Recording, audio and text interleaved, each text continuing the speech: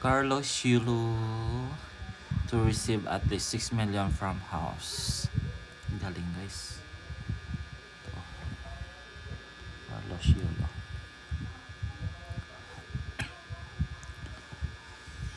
So dito maraming falls. Ano po yung mga falls na nakapalibot dito? Ayun, Saco Falls, Ikaw Falls. Sa kabila may Tikip Falls doon. Patan Falls at saka Samangta Falls. Dino din to, Jes Marias Falls. May Ako. Kamado.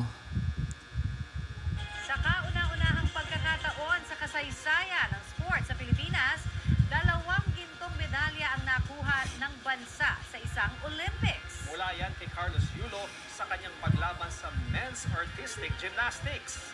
Pinakabago rito ang nakuha niyang ginto kagabi sa finals ng men's vault.